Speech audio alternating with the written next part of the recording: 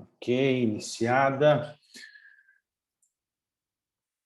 Vamos lá, para manter a pontualidade, sejam todos muito bem-vindos ao encontro de hoje. Meu nome é Roberto Adam, eu sou o atual vice-presidente da FECEMA, Federação Catarinense das Entidades de Mediação e Arbitragem, e CEO da Adam Tecnologia, uma das filiadas da FECEMA e também parceira. Nessa noite eu vou auxiliar vocês e a palestrante aí fazendo a interlocução. A palestra de hoje é promovida pela FECEMA e em conjunto com as suas filiadas.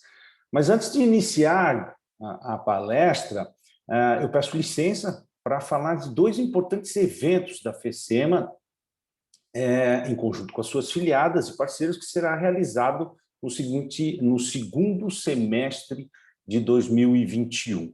O primeiro será o 10º SECMASC, o Seminário de Conciliação, Mediação e Arbitragem de Santa Catarina, que será realizado no mês de setembro de 2021, pela primeira vez de forma digital, online, com o tema central Sustentabilidade e Soluções de Conflitos em Tempos de Sociedade 5.0. Estamos organizando o evento com a abordagem de temas inovadores, várias parcerias que em breve iremos disponibilizar nos canais de divulgação da FECEMA, site, Instagram, YouTube e assim por diante. Mas já podemos adiantar aí a agenda preliminar, tá?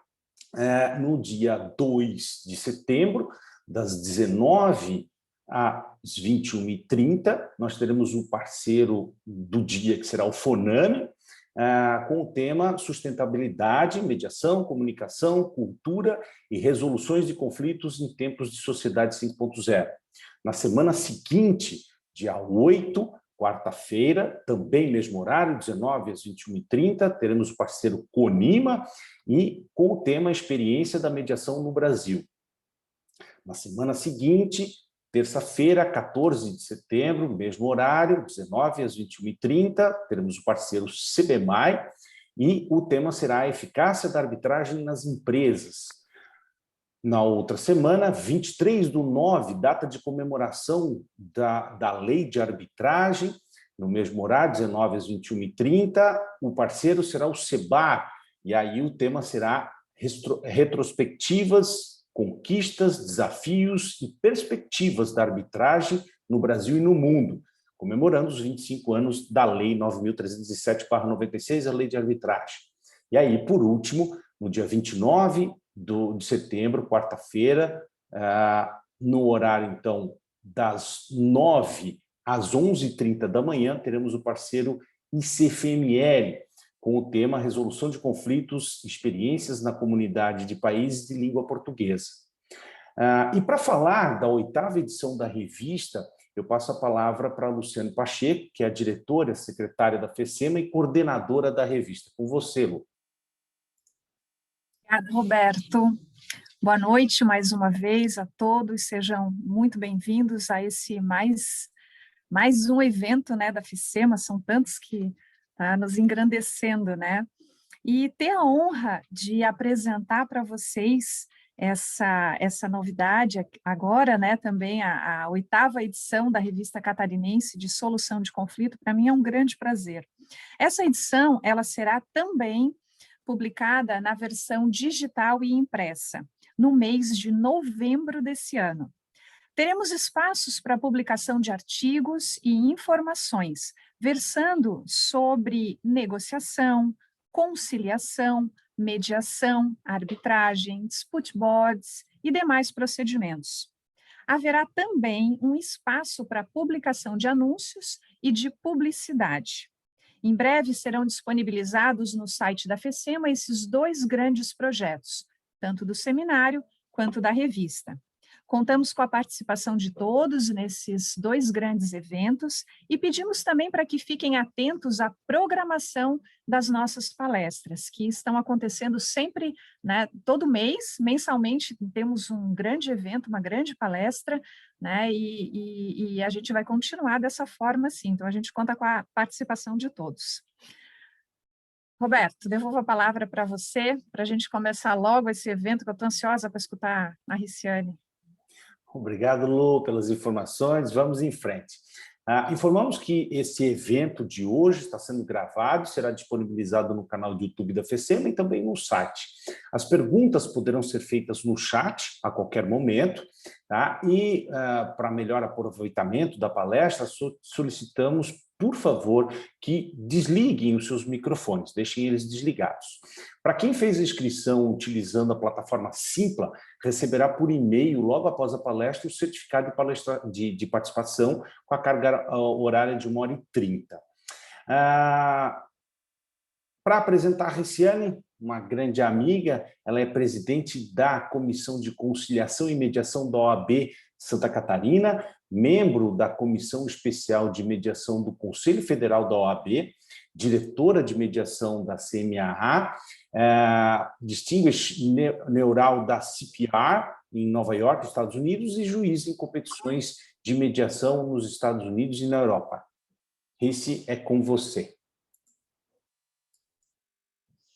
Boa noite a todos, obrigada, Adam. Primeiramente, então, eu gostaria de fazer os agradecimentos, né? Que eu não tenho como não agradecer, só estou aqui por deferência, né? Presidente João Matos, né? Que fez esse convite tão honroso, juntamente com a Lu, né? A Lu entrou em contato comigo já tem um bom tempo. Aí o Adam veio conversar comigo. Então, assim, não existia como eu não aceitar um convite tão honroso, e principalmente por fazer isso em prol da Federação Catarinense, né, das Câmaras de Mediação e Arbitragem. Então, a FECEMA, para mim, uma organização, eu diria assim, é algo que mora dentro do meu coração, desde o início que eu conheci a FECEMA, quando o Adam estava com ela como presidente, agora está como VP aí, e realmente temos agora o queridíssimo João Matos, que tem feito um trabalho maravilhoso desde que assumiu a presidência. Então, com isso, eu gostaria de também dar as boas-vindas e boa noite, ou bom dia, ou boa tarde para quem assistir depois, a todos que estão aqui nos assistindo, nos prestigiando, né? Ou que mais tarde vão assistir na sua conveniência, ou rever ainda, né? Porque é tão bacana quando a gente gosta de um evento, e hoje existe essa possibilidade de, poxa, eu gostei daquela fala, eu gostei daquele discurso, eu quero ouvir um pouco mais para refletir acerca dele. E aí você pode ouvir novamente. Então, eu acredito que esse momento que nós estamos vivendo hoje, dessa crise pandêmica, está nos trazendo tanta coisa positiva, né?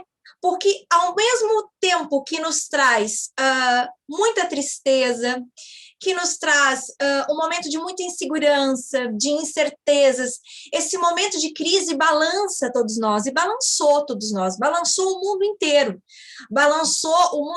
em todas as searas, eu diria, seja na seara empresarial, seja na seara financeira como um todo, seja dentro das profissões, né? Essa crise afetou a todos, sem realmente escolher, eu vou para cá, eu vou para lá, ou seja, né, fez aquela volta ao redor do mundo, e hoje nós estamos todos nos reinventando, né? Estamos todos tentando ser um pouquinho otimistas, né? E precisamos ser. Se não sermos otimistas, não avançaremos. E o ser humano, como um todo, ele sempre foi otimista. Foi sempre através das crises que o ser humano evoluiu. Foi sempre através das crises, né, que o mundo avançou, que a gente pôde passar de um patamar para outro. As crises, elas escrevem a história. Elas mudam o curso da história. Elas transformam profissões. Elas criam novas profissões.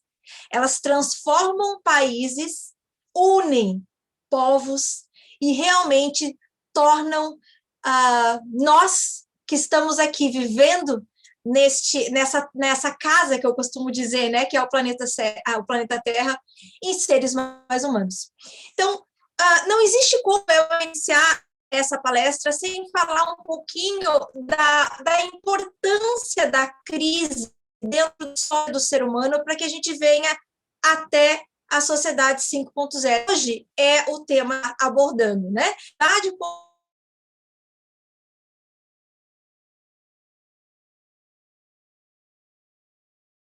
crises, né? E é assim, muito, obviamente que superficialmente, falando do quanto que a gente conseguiu sempre evoluir, trazendo rapidamente alguns exemplos. Por exemplo, quando vivemos a peste negra, quando nós vivemos ali no século XIV, um momento de realmente de marcou como um momento importantíssimo para a criação de revistas.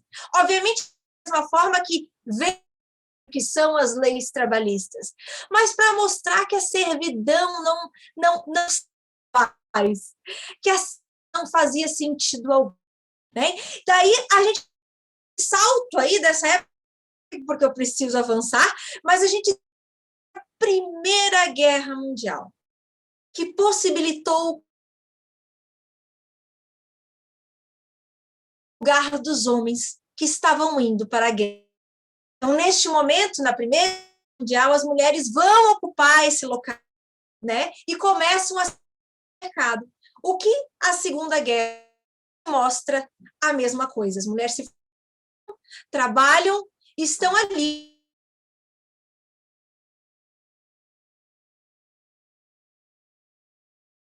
O provedor, né, que na época se diria o homem, mas ela está ali também mostrando que ela sabe fazer exatamente aquilo que o homem faz. Talvez um pouco diferente, talvez com o seu estilo, né, com a sua forma e com a sua habilidade essencialmente feminina. E aí não estamos falando nem de pior nem de melhor, mas falando que cada um oferece aquilo que tem de melhor. E cada um de nós, tanto mulher quanto homem, nós estamos aqui justamente para que possamos escrever uma história cada vez mais humana. Com isso, a gente caminha um pouquinho mais para falar das crises, e eu gostaria de trazer, ainda na Segunda Guerra Mundial, quando terminamos, a criação da ONU, que foi um grande marco da história, justamente para aquilo que vamos tratar aqui. Resolução de disputas. A ONU nasce no momento em que todas as nações param para avaliar a importância da união dos povos, a importância do conceito de pacificação social, a importância de compreendermos que mediar e negociar deve vir na frente da guerra, não é? E é isso, vocês vão estar vendo aqui, eu falar um pouquinho mais lá na frente, que simboliza exatamente quase que o que nós estamos vivendo dentro da nossa, do conceito de justiça multiportas, que eu vou estar trazendo um pouquinho mais adiante. E aí a gente salta ali da Segunda Guerra já para o 11 de setembro. Já vou saltar para 2001, 11 de setembro. 11 de setembro é outro grande marco, que transforma toda a forma de nós vermos o que é viajar através, se utilizando de um avião. Né? Ou seja, os aeroportos nunca mais nunca mais foram o que eram antes. Ou seja, uma grande crise se colocou, passamos a pensar muito mais nas preocupações de como que vamos viajar, o que acontece, terrorismo, o mundo inteiro ficou balanceado. Né? Nessa época, inclusive, do 11 de setembro, eu falo que, para mim, foi muito significativo, porque eu morava nos Estados Unidos e vivenciei o que era realmente todo mundo estar isolado dentro de casa. A gente não saía. Durante toda aquela semana, todo mundo estava assustado. Né? Quando a gente tinha que sair para algum lugar, pegando um ônibus, pegando o metrô, era tudo vazio. Todo mundo ficava um olhando para a cara do outro com aquele medo, com aquele receio, com aquela desconfiança. E isso fez com que várias profissões nascessem. Isso fez com que a tecnologia avançasse, que os dados começassem a ser pensados, repensados e analisados, como que nós iríamos utilizar, ou seja, como que nós iríamos avançar dentro da tecnologia com esses dados, e principalmente como que iríamos resolver conflitos também, quando se tratava de questões transfronteiriças com relações a esses dados e essas manipulações que aconteciam via internet. E aí nós temos mais um outro salto ainda que eu gostaria de trazer para vocês. Em 2002, 2003, houve a SARS na China. Nesse momento foi uma nova crise, que a China acabou se reinventando durante a pandemia dela da SARS, inovando no quê? No comércio digital. E aí o grande boom do comércio digital foi justamente o site Alibaba. E as pessoas começaram a comprar online. Ou seja, vocês conseguem avaliar o quanto que a sociedade vai crescendo, vai evoluindo, através de cada crise que vai acontecendo. E aí nós vamos para 2008. 2008, a grande crise norte-americana, possibilitou o quê? A economia, a criação da economia de compartilhamento. A possibilidade da criação da economia de sharing, ou seja, passamos a compartilhar opiniões, e essas opiniões tendo um valor tão forte que definiriam quem é bom ou não é na prestação de serviços. E aí eu digo o quê? Aí eu digo de Uber, aí eu digo de Airbnb, aí eu digo de tudo aquilo que nós estamos usando agora. E aí eu gostaria de trazer mais um grande divisor de águas, passando de 2008, que foi 2014.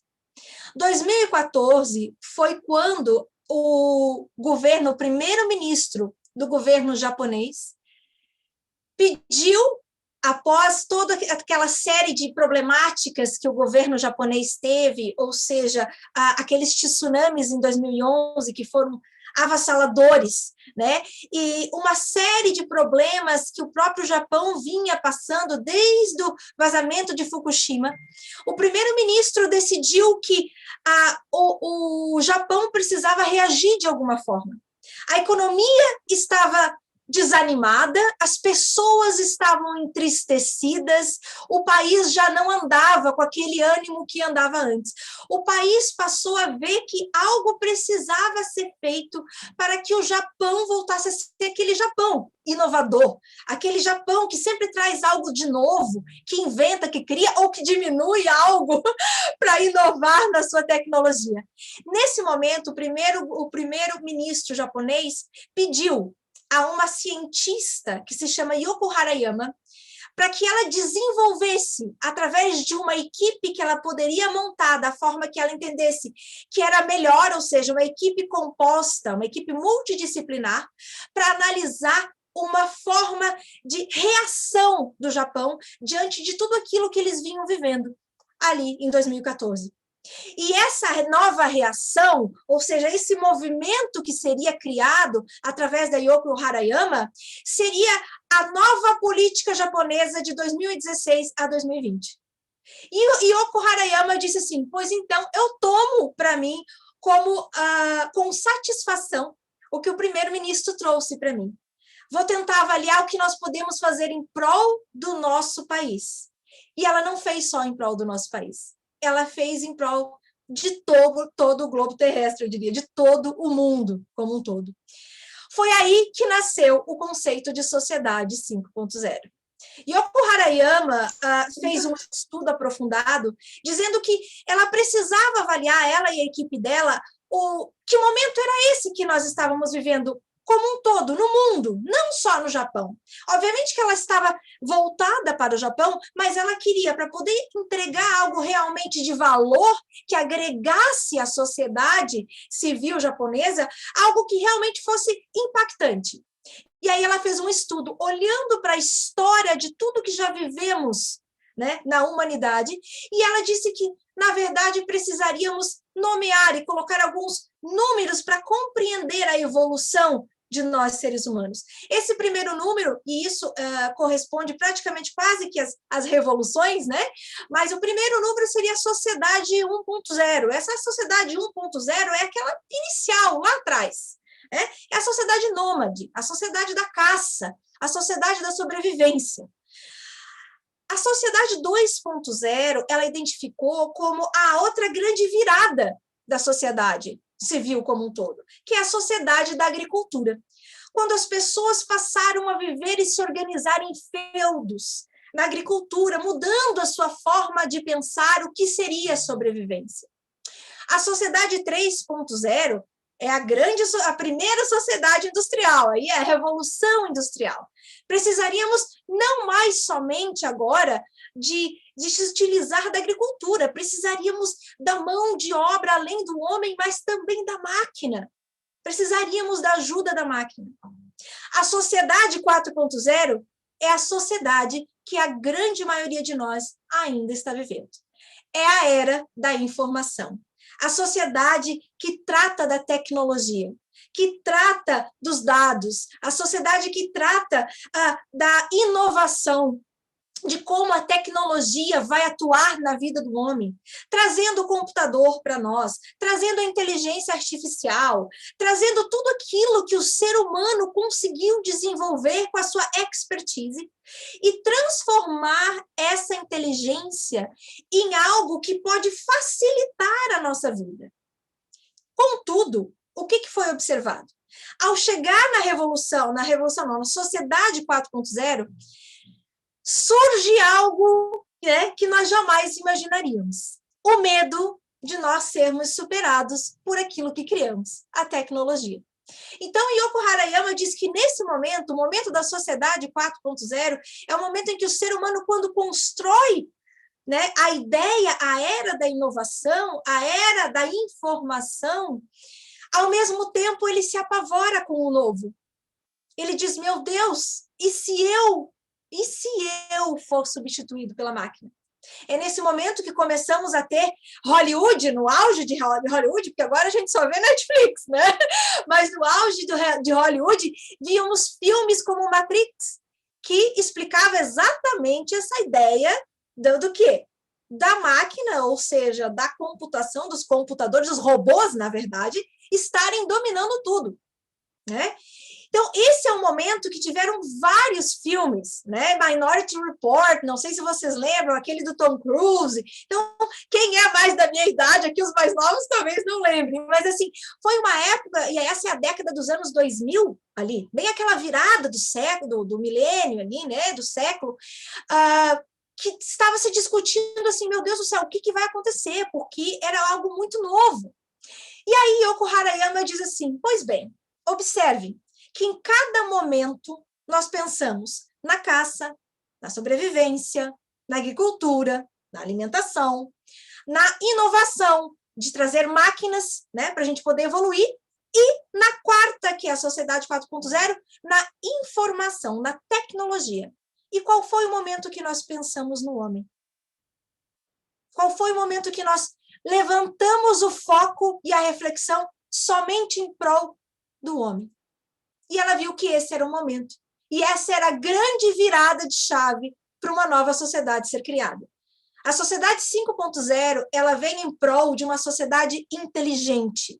E por ser inteligente, não é somente se utilizando da tecnologia, tudo aquilo que foi visto na 4.0, com inovação, com dados, inteligência artificial, física quântica. Não é só isso. É mais do que isso. É focar na humanização. É focar em se utilizar de tudo aquilo que até hoje nós construímos, descobrimos e inventamos, para que isso tudo venha nos servir. Neste momento, na sociedade 5.0, o homem não tem mais medo de ser substituído pela máquina, mas sim, ele tem certeza que a máquina está ali apenas para servi-lo. Neste momento, ele se coloca no lugar de ser humano e sabe que o que é importante para ele é trabalhar as capacidades interpessoais, desenvolver novas competências, demonstrar-se essencialmente humano. É isso que nos difere da máquina. E é isso que vai fazer com que a gente não seja substituído. Então, nesse momento, o primeiro-ministro japonês se encanta, obviamente, com esse novo conceito. As sociedades 5.0, as sociedades superinteligentes, que vão se utilizar de toda a tecnologia, uma tecnologia que vai atuar em prol do ser humano, em prol da saúde do ser humano, da profissão para o ser humano. E aí é chamada a liderança de propósito. É um momento de liderança de propósitos, ou seja, as pessoas devem buscar aquilo que faz bem para você, que faz bem para a alma, buscar o seu próprio propósito e fazer aquilo que você realmente tem o dom para fazer. Porque se você não fizer aquilo que você tem o dom para fazer, você não vai fazer tão bem feito. E se você não fizer tão bem feito, tem uma máquina que vai fazer. Então, é nessa hora que as pessoas, ou seja, as melancias se acomodam no andar do caminhão e que todos nós paramos para pensar que essa sociedade é uma sociedade voltada para o propósito de qualidade de vida do ser humano. É uma sociedade que coloca o homem no centro. O grande foco dessa sociedade é buscar o ser humano e colocar ele no centro de tudo que está sendo debatido. Primeiramente, o homem. E aí, foca-se em todas as profissões. Precisamos da humanização em todas as profissões. Todas as profissões. Então, voltando um pouquinho para a história, em 2016, oficialmente é lançada a Sociedade 5.0, através do primeiro-ministro japonês, que faz um percurso ao redor do globo para falar acerca desse novo conceito. Em 2019, o G20 assina um compromisso, e quando eu falo G20, eu estou incluindo o Brasil, de transformação para essa nova sociedade. Nós temos hoje a Suécia como nossa nação irmã para nos auxiliar nessa transição. Isso foi mostrado e apontado num seminário na Casa Firjan, em 2019, um pouco antes da pandemia, quando a Suécia assumiu esse compromisso de ajudar o Brasil a se transformar nessa sociedade 5.0. Essa sociedade demanda dos profissionais de forma muito diferente. Não basta somente a hard skills, ou o que seria hard skills? Não basta somente o teu certificado, não basta somente o curso que você fez de mestrado, de doutorado, tua graduação, tua pós-graduação. Isso não é importante? É óbvio que é importante. Isso é mandatório. Mas o que vai te diferenciar de todos os demais e que realmente vai fazer com que você seja um profissional 5.0, independente da tua profissão, é a tua humanização na hora de tratar com o teu cliente, com o teu paciente, com o que quer que seja, com o teu parceiro. O perfil desse profissional 5.0 é um perfil de colaboração, de trabalho em equipe. É o perfil de um profissional que sabe que ele não trabalha sozinho nessa sociedade 5.0 e que ele não precisa dominar tudo, ele não precisa entender de tudo. Ele tem que fazer parcerias para poder desenvolver um trabalho melhor, de muito mais qualidade e, obviamente, aumentar o número de clientes. Ou seja, um advogado, trazendo para o exemplo do advogado, o advogado ele não precisa dominar todas as áreas. O advogado vai ser mais tecnocrata, focar numa área específica, assim como os médicos fazem, e focando nessa área específica, vai fazer parcerias para as áreas que ele não atua naquele caso concreto, não poderia auxiliar em tudo aquilo que o caso concreto traz. Mas ele não precisa dispensar o cliente. Ele vai formar parceria e ele e os demais advogados parceiros elaborarão o quê? Farão o desenho de uma solução para esse cliente. E aí, nessa equipe, né, que o advogado, nessas parcerias que o advogado deve buscar, ele deve buscar além de parcerias somente no lado jurídico. Esse é um momento que o advogado deve olhar para as demais profissões. Ele deve saber e reconhecer que ele precisa da ajuda de um contador, de um economista, de um engenheiro. Dependendo da demanda que chega até o escritório dele, ele pode oferecer um outro tipo de trabalho muito mais qualificado e diferenciado se ele tiver uma equipe multidisciplinar junto com ele, fazendo esse trabalho. Se tu vai atuar numa área determinada, por exemplo, de engenharia, você precisa ter alguém que seja praticamente um perito para te auxiliar a entender esse conflito através de um novo olhar, de uma nova lente. Você vai precisar de um contador para entender exatamente a matemática, se ela é aquilo ali que está sendo mostrado. Você vai precisar, se for um caso de família, de uma psicóloga, de uma psicopedagoga, de um psiquiatra se envolver em alguma coisa que demanda alguma criança, de entender o que é aquilo que, de repente, a criança possui dentro daquela família, justamente para você fazer um desenho de resolução de conflito muito mais... eu diria, como a gente fala, personalizado. Não existe mais na sociedade 5.0 você fazer aquela coisa do generalista. Não, cada pessoa tem que ser tratada como um ser humano único, que é o que somos. Precisamos olhar o nosso cliente como nosso parceiro, porque é isso que ele é. Se ele não estiver junto contigo e você junto com ele, você não vai desenvolver e prestar o serviço que você se formou para fazer. Então, você tem que tratar ele, não é assim, ele precisa de mim, eu também preciso dele. Juntos, somos mais fortes e eu posso ajudá-lo, e ele, em contrapartida, irá me ajudar, porque está contratando o meu trabalho. E eu tratá-lo como ser humano, ouvi-lo. Esse momento que nós estamos vivendo hoje, de pandemia, é um momento que tem muito a ver. Assim, não poderia ser mais perfeito para a transição, realmente, da sociedade 5.0. O que nós essencialmente precisamos é de humanização. Se todos nós pararmos para refletir acerca do que a gente vem vivendo desde o ano passado, quando essa pandemia se assolou, nunca pensamos tanto na importância da empatia. Nunca pensamos tanto na importância da autorresponsabilidade, de você saber que você é responsável pelo outro. Seja você estando isolado, se isolando para não passar o vírus, ou se isolando para evitar de pegar e, obviamente, passar o vírus também. A autorresponsabilidade, que é um princípio da própria advocacia 5.0, da sociedade 5.0, está sendo praticamente empurrada, apresentada e, assim, sendo imposta para nós. Porque aquela pessoa que realmente não consegue entender que nós vivemos hoje um momento de autorresponsabilidade, que o que eu fizer afeta o outro aqui do lado, realmente é alguém que está muito longe de compreender a evolução do ser humano e principalmente da sociedade como um todo. Nós precisamos compreender que devemos viver e trabalhar em equipe, devemos viver com autorresponsabilidade, devemos trabalhar sempre em colaboração, em prol de tentar resolver tudo da melhor forma, e tudo da melhor forma é tentando evitar a guerra. E tentar evitar a guerra é você compreender a resolução de conflito, entender como eu vou resolver um conflito, seja ele qual for, não indo diretamente para a guerra. E como que eu faço isso? Bom, aí a gente vai entrar um pouquinho na seara da advocacia como um todo, a resolução de conflito e a advocacia como um todo. Por quê?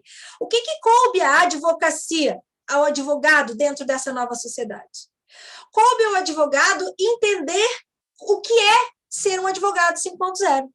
Da mesma forma que coube ao médico entender o conceito de sociedade 5.0 e ser um médico 5.0, o contador, o que quer que seja a tua profissão, você tem que saber entender todos esses princípios dessa nova sociedade e trazê-los para a tua profissão.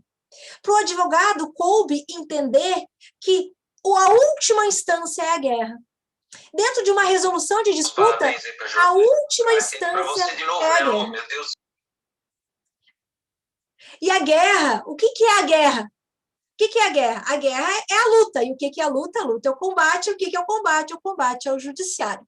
Dentro da advocacia, do conceito de advocacia, nós temos que ir para a guerra, ir para a luta, é ir para o judiciário. Porque o judiciário é binário. Alguém vai perder e alguém vai ganhar, como na guerra. Né? Então, quando você vai para o judiciário, quando a gente está falando de resolução de conflitos, de resolução de disputas, a gente tem que entender que a gente está indo sabendo que temos 50% de chance de perder e 50% de ganhar. Sabemos que o nosso cliente pode ser realmente aquele que vai perder. E existem outras possibilidades? Existem. Aí é a grande virada. A grande virada é o advogado dessa nova sociedade 5.0, esse advogado 5.0, ele é alguém mais preparado para receber o cliente. Por ele ser mais humanizado, ele compreende que ir para a guerra diretamente com o cliente não é humano, é desumano. É fazer com que o cliente sofra mais, gaste mais, espere mais para a resolução desse conflito. Porque venhamos e convenhamos, sabemos muito bem, através dos próprios números do CNJ, que uma demanda, quando se ingressa em juízo, não vai demorar menos de 10 anos. Média, né? Uma média. Então, se queremos ser mais humanos, se queremos ser mais autorresponsáveis, se queremos exercer a advocacia 5.0, se queremos mostrar que realmente somos essencialmente advogados humanizados, colaborativos, autorresponsáveis, que temos essa nova visão de mundo, que é o que eu vi nos últimos 3 anos que eu tenho viajado pela Europa e tenho conversado com pessoas dos Estados Unidos, do Canadá, da Nova Zelândia, todos os advogados e todas as profissões que são voltadas para a resolução de conflitos, seja a arbitragem, os árbitros, sejam os mediadores, sejam os conciliadores, sejam os advogados, todos têm essa mesma opinião. Precisamos compreender que existe um oceano azul antes do judiciário. Ele é importante. O judiciário é importante? É. Trazendo para a analogia, é a nossa UTI. Para não falar da guerra. É a nossa UTI. Eu sempre falo esse discurso, as pessoas, peço desculpa a quem já me acompanha há um tempo, porque eu sempre trago isso porque é muito fácil de entender. Então, a UTI é o nosso judiciário. Então, vamos dizer assim, que o cliente te procura, né? Você é advogado, porque ele tem um conflito. Da mesma forma que um paciente procura um médico porque ele está sentindo algo errado com ele. Seja uma dor de cabeça, por exemplo. Se alguém tem uma dor de cabeça, agora todos peço que provocar que vocês a fazer uma provocação, né, para que vocês venham refletir. Quando você tem uma dor de cabeça, você vai diretamente para a UTI? Não, estou com uma dor de cabeça, eu sou obrigada a ir para a UTI. É obrigatório, é mandatório você ir para a UTI? Não. Quando você tem uma dor de cabeça, se utilizando do bom senso, você vai fazer o quê? E, obviamente, que você, digamos que você não tenha nenhuma doença pré-existente, tá? Estou falando de uma simples dor de cabeça. Aí, obviamente, a gente vai tomar um remédio para dor de cabeça. Simples assim. Pegar algo que seja de fácil acesso, de rápido, né? Muito rápido acesso e de custo baixo. Tá? Da mesma forma, ou seja, tu vai à farmácia e compra essa medicação. Dessa mesma forma, eu diria que quem chega no teu escritório, você vai tentar negociar. Você vai tentar fazer da forma mais rápida que você mesmo pode resolver, né? Vai tentar negociar, porque vai ser rápido, vai ser mais barato para todo mundo, você vai deixar teu cliente super feliz se por acaso der certo essa negociação, tu vai receber os teus honorários mais rápido e você vai ter resolvido o problema do teu cliente. O conflito estará solucionado. Mas digamos que a negociação não funcione, ou ir na farmácia e comprar o Advil não funcionou. Bom, aí talvez eu tenha que ir ao médico, né? Talvez eu tenha que ir ao médico. E aí ir ao médico é entender quais são as outras opções que eu tenho para resolver conflitos que não apenas a negociação e não somente o judiciário. Bom, aí eu preciso compreender que eu, enquanto advogado, possuo um leque de opções que me foram dados, confirmados, através da justiça multiportas que veio trazida no Código de Processo Civil de 2015, mas que lá em 2010 já tivemos o apoio completo aqui do CNJ na resolução, né? Na resolução emitida por eles, confirmando políticas públicas voltadas para o impulsionamento dos métodos adequados de resolução de conflitos. Então, nós, e quando eu estou falando de nós advogados no Brasil aqui, este é o momento em que a gente precisa compreender que nós temos um cinturão cheio de ferramentas, e essas ferramentas nos auxiliam a resolver os conflitos dos nossos clientes. Então, na verdade, nós precisamos entender que a justiça multiportas, ou esse cinturão que nós temos, nada mais é do que, trazendo para a ideia de justiça multiportas, um corredor repleto de portas que demonstram todas as formas de acesso à justiça que o advogado, protagonista do acesso à justiça, vai levar para o cidadão, vai levar para a sociedade civil. Primeiramente, uma negociação. Não dando certo, vai levar para uma mediação, para um terceiro, uma facilitação de diálogo. Pode ser tanto mediação quanto facilitação de diálogo. Ou pode ainda ser, não, vamos levar para a constelação. Ou não, vamos fazer design de sistema de disputas, esse caso exatamente para DSD. Ou não, quem sabe nós precisamos do quê? De dispute board. Ou ainda de arbitragem. não vamos para o judiciário. E a última porta, ou a última alternativa que nós temos, aí sim, a nossa UTI, bater as portas do judiciário para pedir o socorro antes que venhamos a morrer, ou seja, antes que o nosso cliente realmente, né, não tendo mais o que se fazer, aí sim, ele vai pedir para um terceiro, né, para o pai, que a gente costuma dizer, o nosso grande pai, para que ele tome essa decisão para nós. Eu gosto muito de um conceito que é trazido no sentido de entender que o judiciário não é a solução para tudo, tem muito a ver com empoderamento, não só empoderamento da sociedade civil, mas principalmente amadurecimento da sociedade civil. É um momento de amadurecimento da sociedade civil e amadurecimento de todos os profissionais do direito, né? Seja advogado, seja o mediador, o árbitro, entender cada um qual é a sua posição e estar ali disposto, aberto, para se colocar à disposição da sociedade. E para aquele empresário, é ele entender que, assim como hoje ele é alguém adulto, ele é um empresário de sucesso, alguém que realmente chegou num patamar que ele tem uma empresa enorme, ele tem vários funcionários, ele não precisa do judiciário dizendo o que ele tem que fazer. O judiciário não conhece a tua realidade, empresário. O judiciário não conhece a realidade do advogado, do mediador, das partes que estão envolvidas. O judiciário está lá para quando não houver mais formas de se resolver. Aí sim, alguém, né, por sorteio, ou seja, não é nem alguém que especializado numa área determinada, é praticamente um sorteio.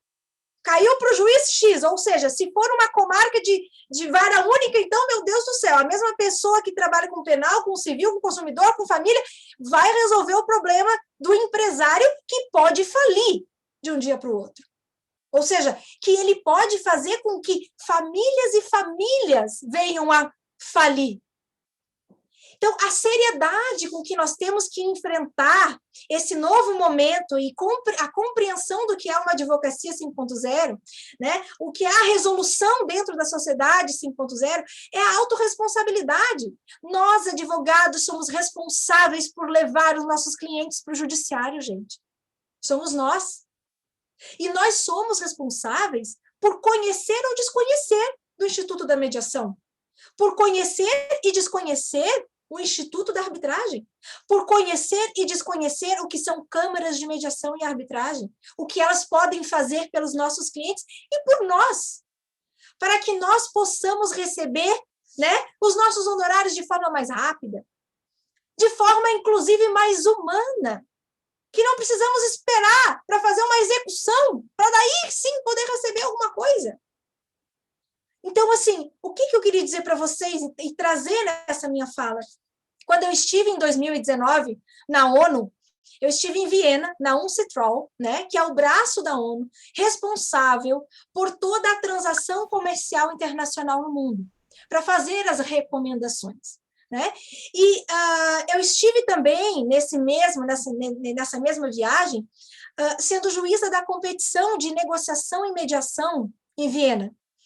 Nós estávamos lá com mais de 90 advogados, mediadores, profissionais do direito que estudam a negociação e a mediação do mundo inteiro, debatendo e compreendendo a resolução de conflitos e o que a mediação e a negociação poderiam fazer pela resolução de conflitos no mundo.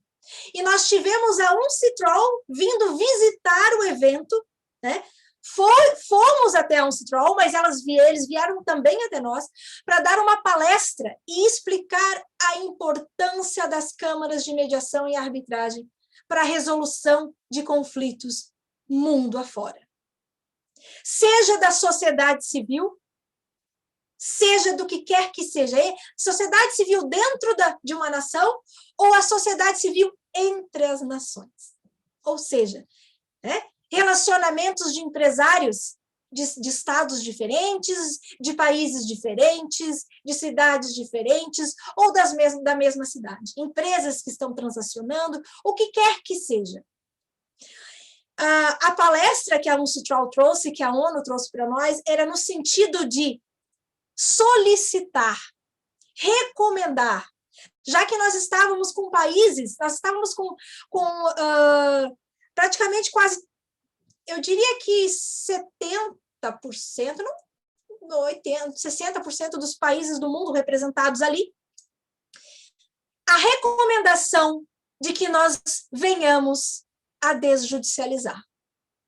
Que a única forma de avançarmos na resolução de conflito nesta nova era é desjudicializando. Levando para o judiciário só aquilo, independente do país que você for, só aquilo que essencialmente precisa ser levado. E que venhamos a nos utilizar das câmaras de mediação e arbitragem dos nossos países, ou de países vizinhos, quando for o caso, ou de qualquer que seja o país, quando essencialmente precisa ser, de repente, a ICC, Paris, enfim, o que quer que seja, mas era principalmente impulsionando, né, todos os países a investirem em câmaras de mediação e arbitragem. A importância dessas câmaras para a resolução de conflito, para a vida do advogado, para a vida da sociedade civil, para a eficiência da resolução do conflito como um todo. A ONU, ela tem por essência a busca da pacificação social.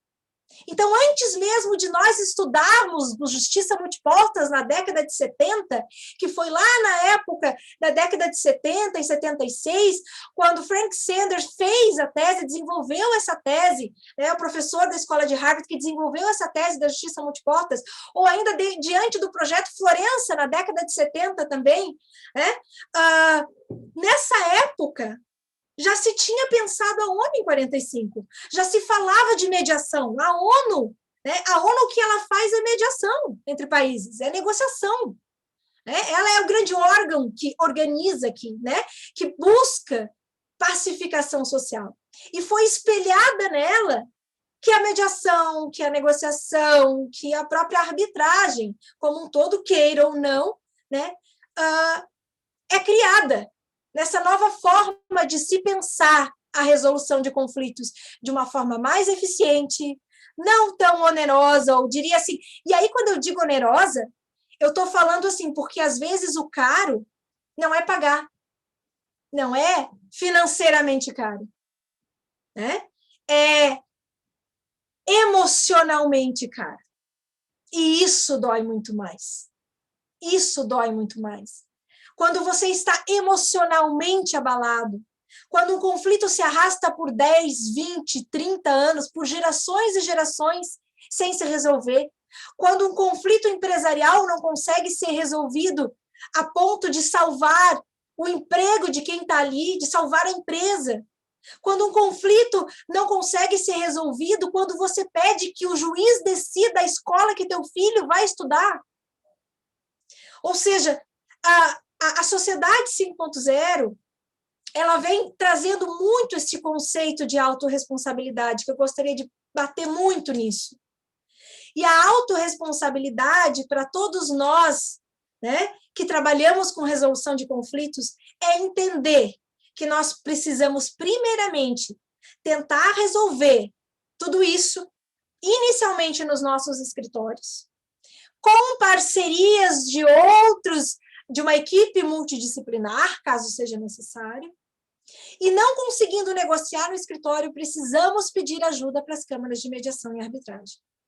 Porque elas irão, sim, de forma ágil, de forma eficiente, de forma muito mais barata, com os profissionais que nós vamos escolher, que as partes vão aprovar, né, para resolver os seus conflitos. Profissionais estes que sejam árbitros ou mediadores, são escolhidos a dedo pelas partes, pelo currículo técnico que possuem ou pela capacidade, a capacidade humana, ou a habilidade essencial que eles têm, essa capacidade de ser empático, de compreender, de saber facilitar o diálogo da forma que você exatamente precisa, porque está muito difícil trabalhar isso com o teu cliente e a outra parte. No judiciário isso não vai acontecer. Não porque eles não têm capacidade, é porque eles não têm tempo, Não é o papel deles fazer isso, né? O judiciário, por si só, ele intimida as partes, ou seja, quem quer fazer mediação, muito embora eu faça mediação judicial, e a gente tem avançado muito no Brasil na mediação judicial, e eu tenho visto, principalmente agora nesse momento que a gente vê da pandemia, que as pessoas estão todas nas janelinhas e não mais lá no fórum, tem avançado e tem avançado de forma muito boa, porque as pessoas estão em casa, estão se sentindo melhor por estar em casa, porque queiram ou não, o fórum é intimidador, né? A figura do juiz é bastante intimidador para as partes. Então, assim, é interessante como evoluiu a mediação judicial, mas ela nunca será comparada, e aí eu peço velha para quem gosta da mediação judicial. Eu gosto muito, aprecio, e eu acho que o Brasil tem feito um trabalho maravilhoso, e principalmente porque há a chancela do Estado dizendo que esse instituto funciona, mas quem conhece da mediação extrajudicial conhece essencialmente o que é mediação, o que é você poder trabalhar pelo outro, o que é ouvir, o que é ter empatia, o que é trabalhar sem pressa, de acordo com a própria rapidez não, a própria, como é que eu posso dizer? A velocidade que as partes querem dar, ou seja, eles são os protagonistas.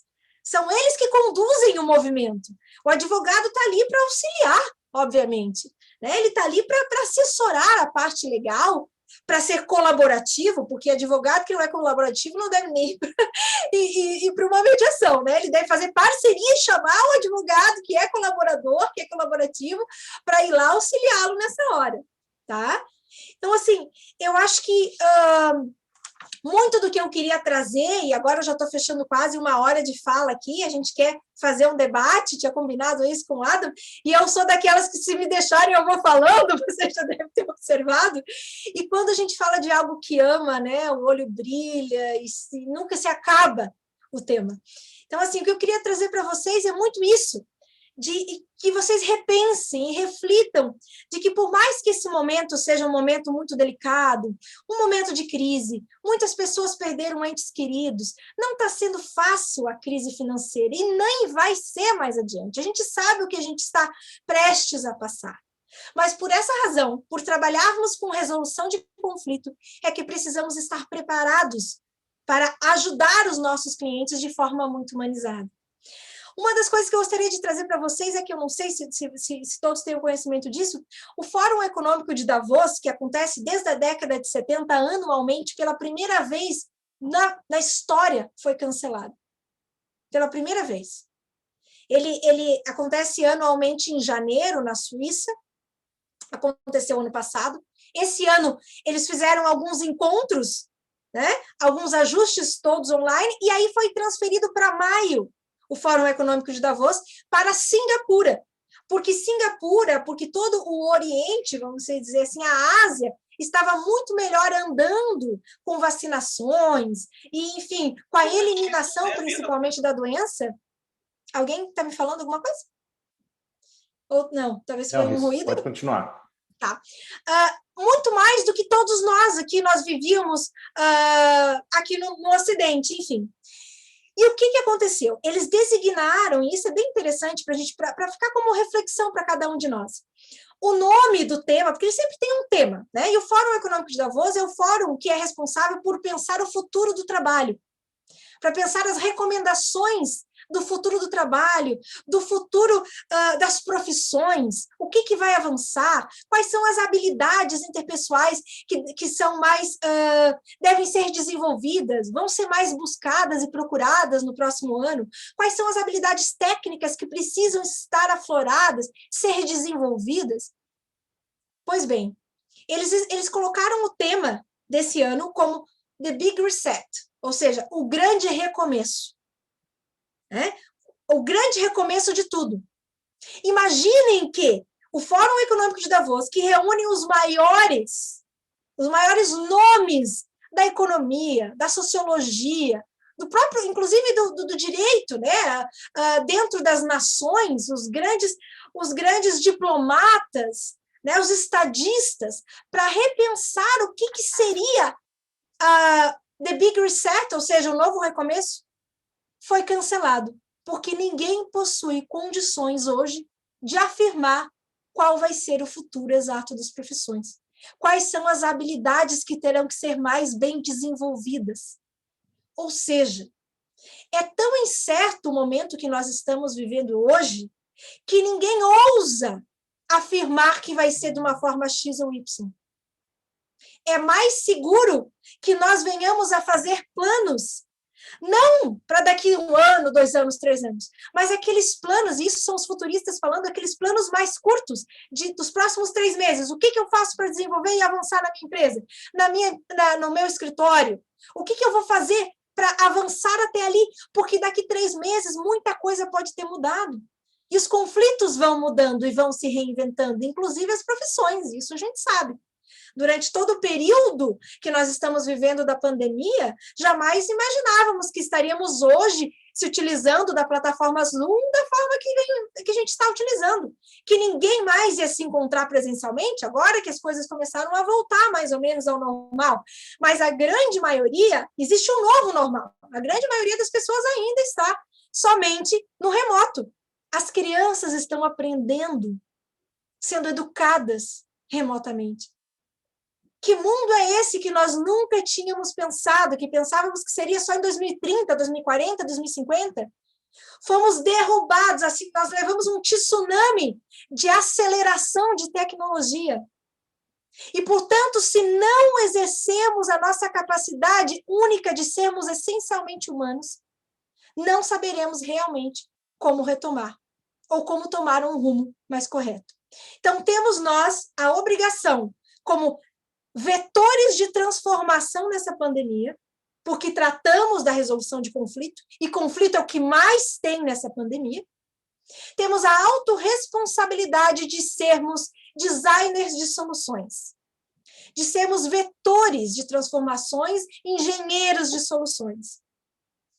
Eu costumo dizer, e assim, eu e a Jaque, quem me conhece sempre, sabe que eu e a Jaque, a gente assumiu o compromisso, a minha sócia, de disseminar essa nova forma de se olhar realmente o direito, de se olhar para esse perfil de advogado, de mediador, de árbitro, o que quer que seja, da colaboração, da humanização, da desjudicialização, que é algo que a própria ONU tem na sua agenda 2030 o foco da sustentabilidade da desjudicialização. E o nosso CNJ já acolheu e abraçou também essa solução.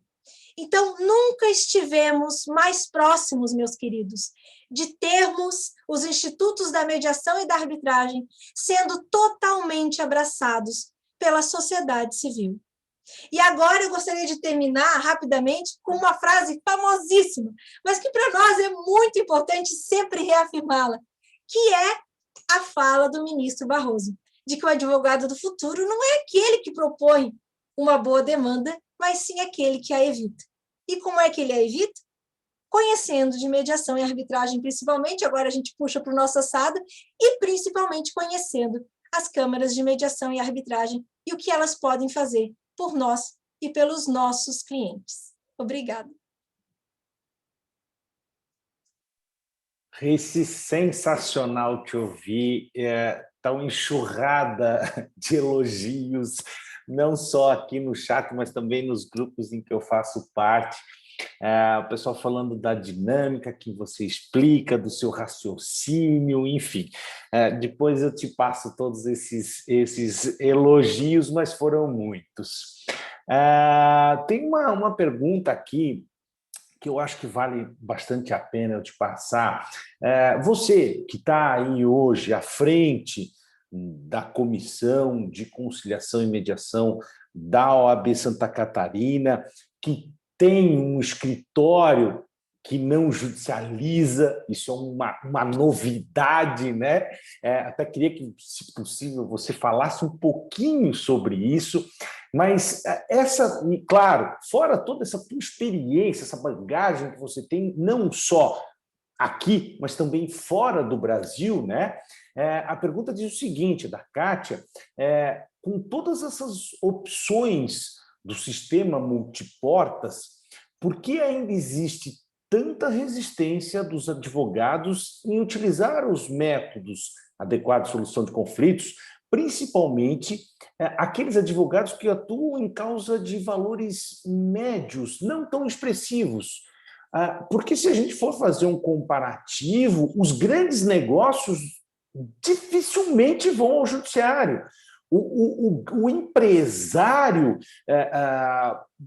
aquele empresário que realmente tem preocupação com o seu negócio, ele detesta ir para o judiciário, ele procura sempre uma outra solução, a ponto de dizer para o seu advogado, se você quiser me levar para o judiciário, eu vou procurar outro. Né? Então, por favor. Excelente essa pergunta, Kátia, muito obrigada, realmente. É complicado, né? Eu sei, eu estou à frente da comissão, né, de mediação da OAB de Santa Catarina, tem vários aqui, a Lu está comigo, o Adam está comigo, nós estamos assim com a bandeira erguida justamente para trabalhar no quê? Para trabalhar na questão educativa, pedagógica, porque, na verdade, os advogados, e aí eu me incluo nessa porção que eu quero falar agora, nós aprendemos a litigar.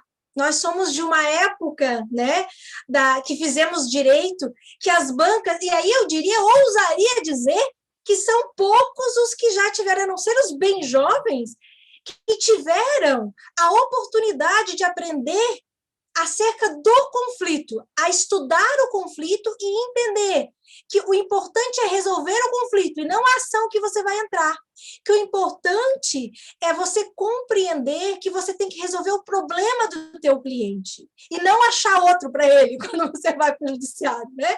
Mas por que eu gostaria de trazer isso? Porque a gente vê a grande maioria dos advogados que hoje estão assim, na sua carreira média, né? ou de longa data, mas assim, advogados de pelo menos, diria que 10 anos, vamos dizer, se advogar 10 anos, até 5, eu diria. Tá? 2015, vamos dizer, antes de 2015, advogados que se formaram antes de 2015, eu diria que massivamente aprenderam somente a litigar. Nós passamos 5 anos da faculdade, Kátia, aprendendo qual é a ação que nós devemos utilizar para o problema que vão nos apresentar. Qual que é o processo? Dentro do processo civil, faço o quê? Dentro do processo penal, faço o quê? Quais são o direito material que eu vou estudar? Eu estudo o direito material, compreendo como ele funciona, e agora, como é que eu aplico ele? No processo civil, indo para o judiciário. Eu não sou treinada a entender que é uma ressignificação do conflito, que conflito não é processo. Que conflito não é processo, não é processo civil ou processo penal. Que conflito é algo à parte, é sociológico, e a gente precisa compreender ele, entender de onde vem, quem são as pessoas, e o que nós podemos fazer para resolvê-lo. E aí compreender que o advogado vai muito além, e aí, às vezes eu falo isso, e muitas pessoas não, mas tem pessoas que dizem assim, nossa, que forte, não é apenas um ajuizador de ações. Nós não somos apenas ajuizadores de ação. O advogado é o protagonista do acesso à justiça. E ele precisa ter a autorresponsabilidade de compreender que existem vários instrumentos para ele utilizar para resolver o problema do cliente dele. Contudo, não é culpa dele, e daí eu culpo a academia, que a academia não traz isso, né? Faz pouco tempo, somente a partir desde o ano passado, é que foi realmente, o MEC colocou, né, obrigou agora que seja estudado, né, os MASCs, ou seja, os métodos adequados de resolução de conflitos, precisam ser ensinados em prol das políticas públicas que foram abraçadas pelo CNJ e, obviamente, pelo próprio Código de Processo Civil, que praticamente impõe, nós precisamos tentar primeiro extrajudicialmente, todas as formas administrativamente para depois ir ao judiciário. Né? Então, assim, eu acredito que isso não acontece ainda da forma que nós sonhamos que deveria acontecer, mas eu realmente acredito que vai acontecer. O novo processo civil, o futuro do processo civil vai ser a advocacia consensual. O Paulo Marcondes Brincas falou isso numa palestra, né? Que o futuro do processo civil é a advocacia consensual, que a exceção vai ser o judiciário. E para que você advogue consensualmente, Você precisa conhecer os institutos consensuais. E você precisa saber aonde levar, porque às vezes não vai ser só no teu escritório, aí tu precisa entender como funciona uma Câmara de Mediação e Arbitragem e confiar nela. Da mesma forma que confiamos no Estado. Por que só confiamos no Estado? Precisamos ter responsabilidade, confiança, boa-fé no outro. Né? Então, assim, o meu escritório, eu tenho aproximadamente 2 anos e meio, 3 anos, que eu saí de um escritório tradicional, que a vida inteira estive sempre em escritórios tradicionais, muito embora eu fizesse sempre parte da equipe consensual, eu era da equipe de negociação, sempre fui, era eu que negociava, era eu que tirava do judiciário, era eu que fazia o acordo, era sempre assim.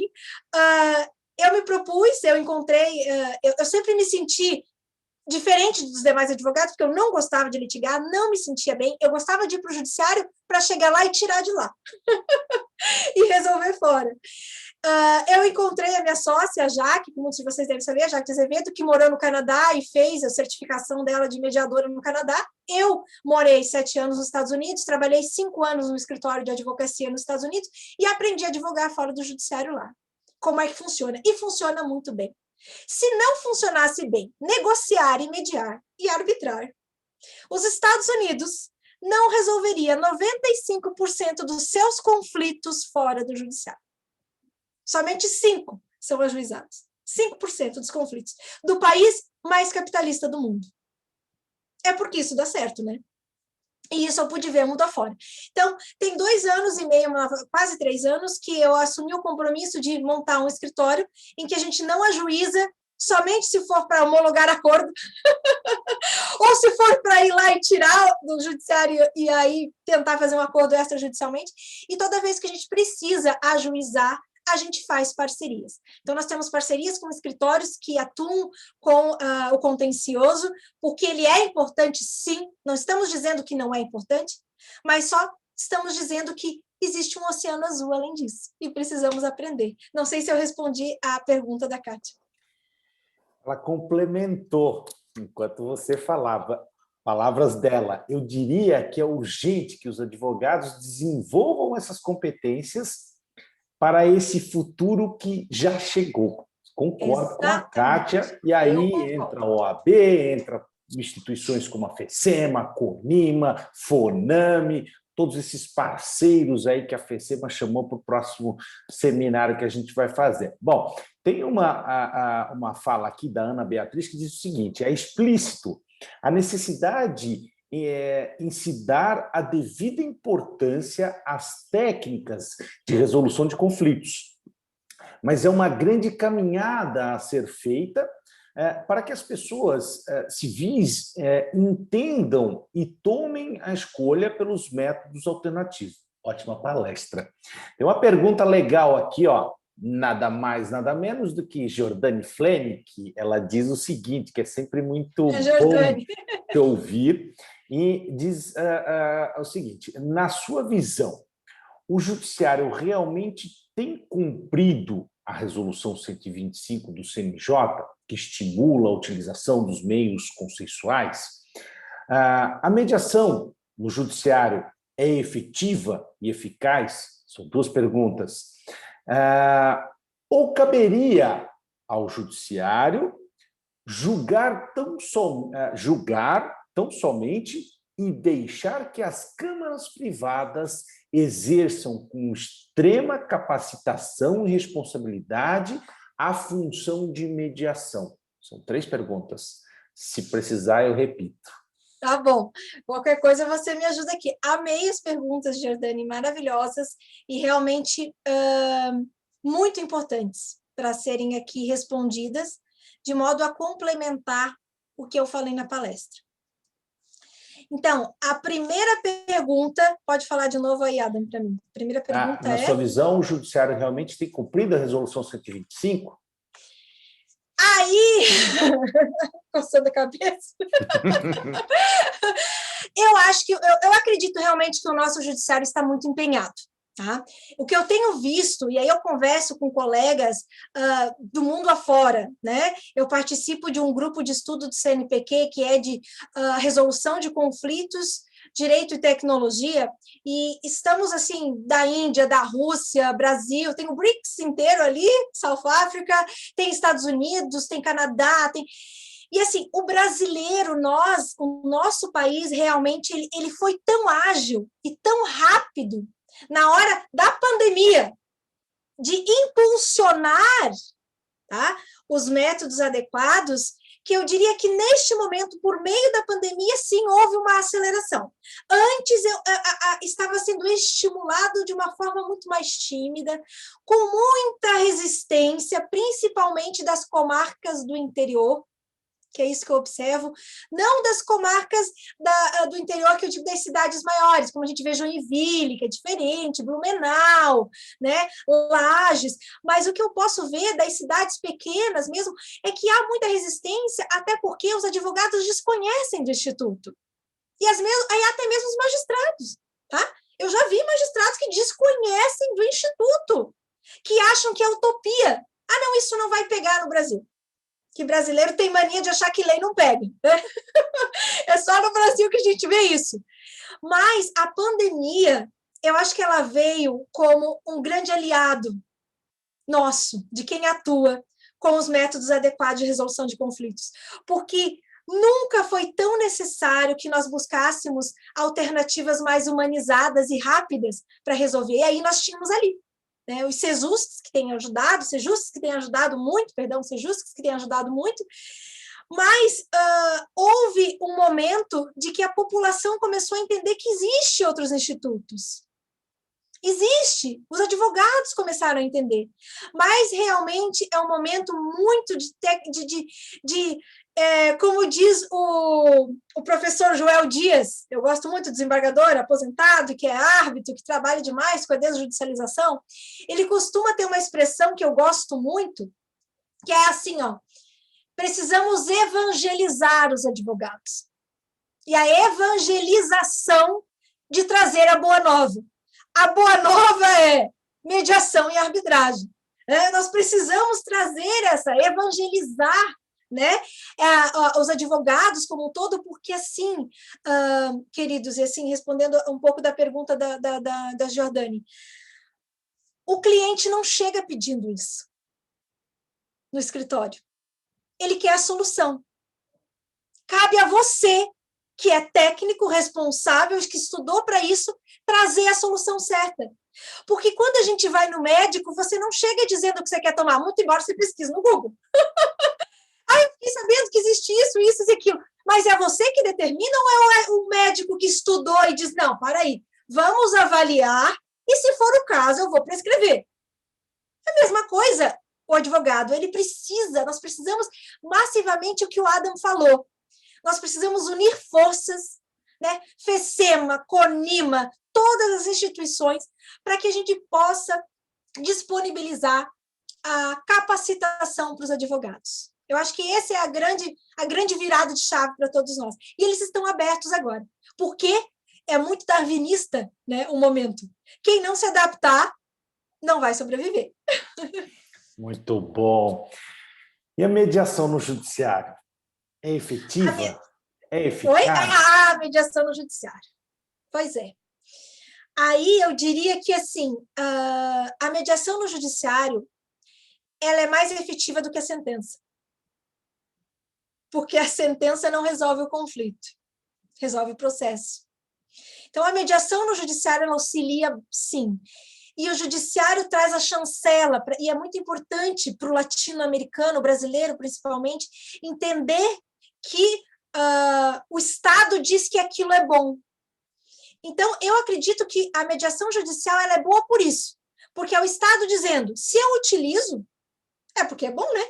Porque senão eu não traria para a sociedade civil isso, como um remédio. Esse remédio, mediação, é boa.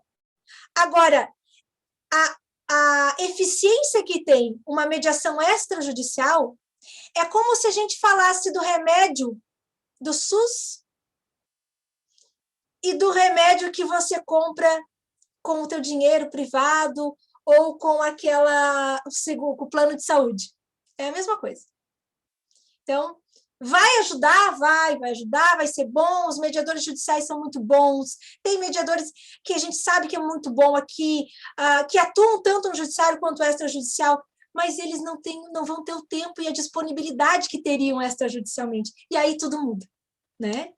São limitados. Acho que é mais ou menos né? isso. O trabalho, por mais que ele faça isso de coração, porque a grande maioria no judiciário faz de coração, porque é voluntário, não existe outra, né? Exato. Por exemplo, se alguém pegar, por sorte, a Kátia no judiciário, meu Deus do céu, levante a mão para o céu. É isso mesmo. Né? Eu vi a Kátia fazendo mediação no judiciário. Ela é espetacular, né? Mas o que acontece? Existem as limitações do próprio judiciário. Ela não pode passar ali 6, 7 sessões, 20 horas fazendo mediação. Né? Agora, isso ela pode fazer na Câmara de Mediação e Arbitragem dela. Né? Então... E aí, complementando, então, caberia ao judiciário julgar e deixar com as câmaras privadas, né, que elas exerçam a capacitação e a responsabilidade da função de mediação? Sim, seria o melhor dos mundos, né? Melhor dos mundos. Eu acho que é evolução. Na verdade, estamos caminhando para isso. Mas eu acho que somente porque temos a mediação judicial é que vamos poder evoluir, ter, por exemplo, a confiança, tanto da sociedade civil, de que o instrumento funciona porque o judiciário aprovou, e do judiciário, conhecendo o trabalho dos mediadores, conhecendo o trabalho das câmaras, porque elas podem estar credenciadas ao judiciário, né? Então, é um trabalho muito de parceria e de desenvolvimento de confiança recíproca, tanto das câmaras quanto do judiciário. E como o nosso país, ele é um país que, infelizmente, tem muita corrupção, tem muito problema, que a gente sabe, político, que a gente não vai entrar aqui na questão, eu acho que a chancela do Estado, do judiciário, é sempre importante para a sociedade civil ver que é um bom remédio, é isso que eu falei. Então, é importante sempre pensar assim, né? Se eu levo para o judiciário, é o SUS. Se eu levo para a Câmara de Mediação e Arbitragem, é o plano de saúde que eu estou pagando. Então, o trabalho também, geralmente, vai no mesmo estilo. Eu acho que, futuramente, é o caminho, porque nas nações lá fora é assim que acontece. Né? No primeiro mundo é assim que acontece. Suspende-se o processo, se encaminha para a Câmara de Mediação e Arbitragem, é resolvido lá, depois volta se precisar homologar, se quiserem homologar. Se não, nem precisa, porque se ambas as partes optaram por resolver daquela forma e construíram aquela solução, é muito mais provável que elas cumpram do que se alguém, um terceiro que as desconhece, venha impor uma solução que talvez não, uma das partes ficará insatisfeita. Espero que eu tenha respondido a pergunta da Jordânia. Eu concordo com você. Vamos lá, vamos mudar totalmente de assunto? Ou não? Vamos enfim, voltar um pouco. Como a educação pode influenciar na transformação e na construção da sociedade 5.0? Essa pergunta vem do nosso ilustríssimo presidente João Matos. Nossa! A educação tem um papel maior na construção da sociedade.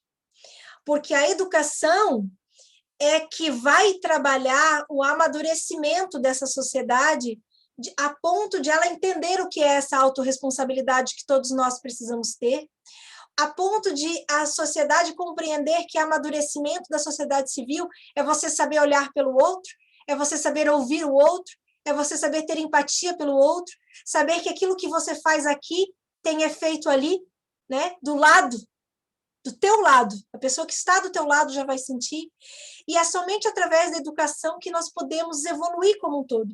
E existe agora, inclusive, uma das recomendações do Fórum Econômico de Davos, que em janeiro estava fazendo seus debates, antes de fazer a suspensão, né, suspender completamente, cancelar o evento, é de que uma das habilidades que eles estavam identificando durante todo o ano passado era a capacidade de aprender.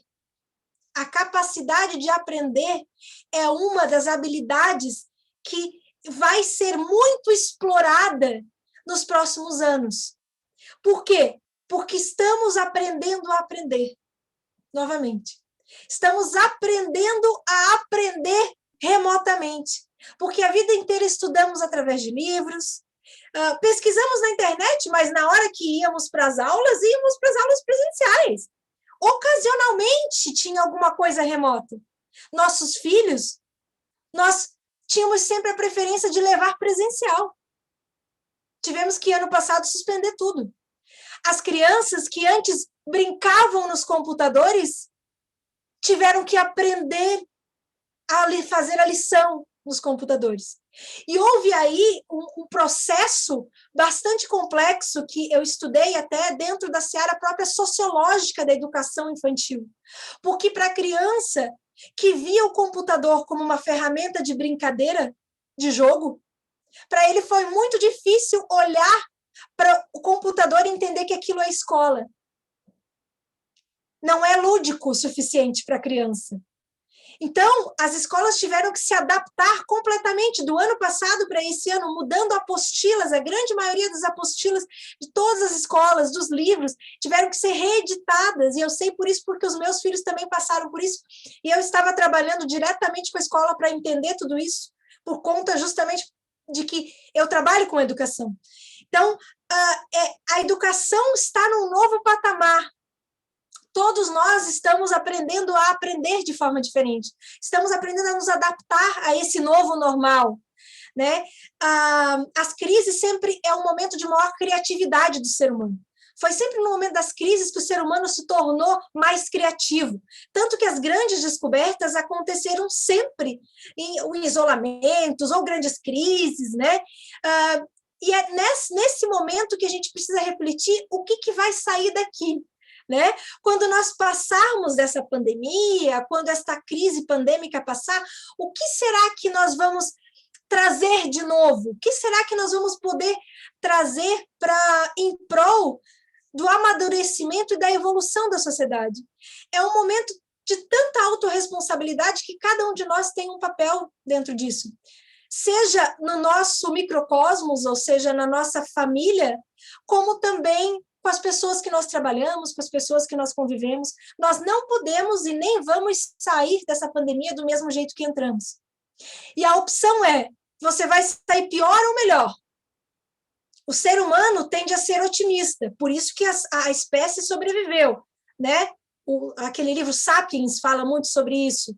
Então, precisamos nos manter otimistas, precisamos nos manter olhando a metade do copo cheio e não a metade do copo vazio, né? A metade do copo cheio, é importante isso para nós. E isso vem somente através da educação. É através da educação, de convivermos um com os outros, ainda que seja através da câmera aqui, através desses quadradinhos, mas interagindo uns com os outros, é que a gente vai conseguir viver numa sociedade diferente e muito melhor, pautada não só na tecnologia, na inovação, mas principalmente na humanização. Sensacional, Luciane. Acho que para encerrar aqui, a última pergunta, antes da gente fazer as palavras finais, é do Rodrigo dos Santos, que diz o seguinte: com antecipação do que iríamos fazer em 2030, 2040, você acredita que o judiciário vai apoiar as câmaras de mediação? Essa é a pergunta dele. Eu complemento dizendo o seguinte: ou serão os advogados e a sociedade que vão olhar para as câmaras, vão aprender a utilizar as câmaras? Isso vem do judiciário ou vem de nós primeiro? Olha, cabe a nós, advogados. O advogado, existe uma frase bem famosa também, que todo mundo fala, e eu posto sempre isso: o advogado é o primeiro juiz da causa. Ponto final. Se ele é o primeiro juiz da causa, ele vai fazer um mapeamento do conflito. E ele vai fazer esse mapeamento para também entender quais são os caminhos. E se ele vai entender quais são os caminhos, ele precisa saber para onde levar, para resolver através, né? Quais são esses caminhos? Ou seja, se eu vou optar por alguma dessas portas, né, aonde que eu vou levar o meu cliente para fazer a mediação? Onde que eu vou levar? Onde que é melhor para ele? Né? Então, assim, eu acredito que isso vai partir, sim, do advogado, mas o judiciário vai apoiar, como vem apoiando, principalmente nos grandes centros, porque o judiciário não tem saída se ele não apoiar. É para o bem da sobrevivência dele próprio, para que não venha falir completamente, porque ele não vai dar conta. Vocês imaginem, e aí eu gostaria de trazer uma reflexão. Eu duvido que alguma da família, tenha passado essa pandemia sem qualquer conflito. Tenha passado assim, nossa, foi muito fácil essa pandemia. Não tenha vivido um conflito. Todos nós, todas as famílias, todas as pessoas viveram algum conflito durante essa pandemia. Todas. Seja um conflito para dentro de casa, seja com os familiares, seja através da empresa, seja com os sócios, seja negociando, de repente, alguma coisa, um parcelamento, um financiamento, ou aluguel. Todo mundo passou por uma situação de conflito que você teve que negociar tanto, que você teve que fazer alguma coisa. Agora, imagine se todas essas pessoas que passaram por conflito na pandemia resolverem ajuizar. Que autorresponsabilidade é essa do advogado, né? Se todos os advogados, né, levarem todos os conflitos para o judiciário. Nós vamos fazer exatamente aquilo que estava sendo avisado durante toda a pandemia, que nós deveríamos fazer isolamento social para não sobrecarregar o quê? O nosso sistema de saúde.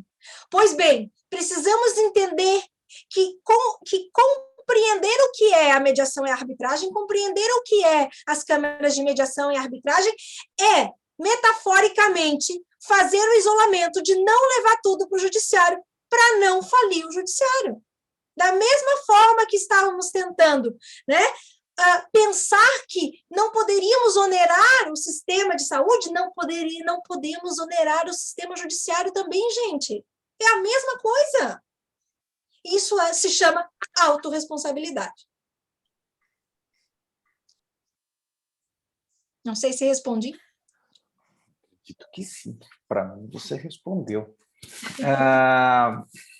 Bom, a gente está chegando no nosso horário de encerramento. E, infelizmente, porque eu adoro te ouvir, eu sou suspeito. Obrigada. Mas queria agradecer a todos os presentes, queria agradecer a você por ter aceitado o nosso convite, ter dado esse show maravilhoso e está cheio de elogio em tudo quanto é lugar, aqui no chat, nos grupos. Eu queria, antes de te passar a palavra para, enfim, falar o que você quiser no final, queria só avisar o pessoal que o próximo evento da FECEMA será no dia 29 desse mês, com o professor Agripino, com o tema arbitragem marítima e portuária, um tema sensacional também, bem atual, tem tudo a ver com Santa Catarina, né? Então estão todos convidados dessa forma que é aqui, através do Zoom, bate-papo legal, tá? E, Rice, é com você, você encerra, você... Obrigado. Não tem mais palavras além disso. Muitíssimo obrigado, tá bom? Eu queria, antes de falar aí as palavras finais, agradecer mais uma vez a deferência do convite, agradecer ao presidente João Matos, ao Roberto Adam pelas intervenções que foram maravilhosas, meu amigão, parceiraço, assim, desde que eu iniciei aqui a minha caminhada em Florianópolis e na comissão, o Adam sempre está aí como apoiador, 100%. A Lu também, que está sempre apoiando, sempre envolvida, comprometida, né, com tudo isso. Agradecer a todos que estão aqui, grandes amigos que eu estou vendo, a Jordane, a Kátia, enfim, quem eu esquecer aqui, peço desculpas que eu não consigo ver todo mundo que está aqui, mas agradecer a cada um que esteve até esse momento, né, me ouvindo.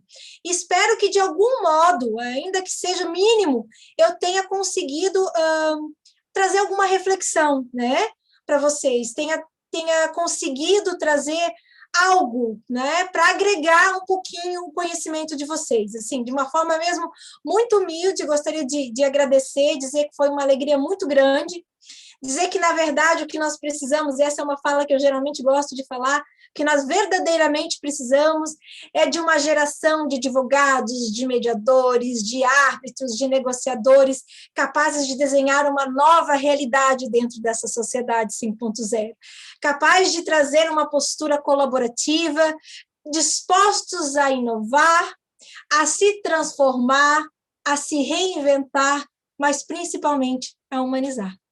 Obrigada. Obrigado, Rice. Boa noite, pessoal, e até mais. Boa noite.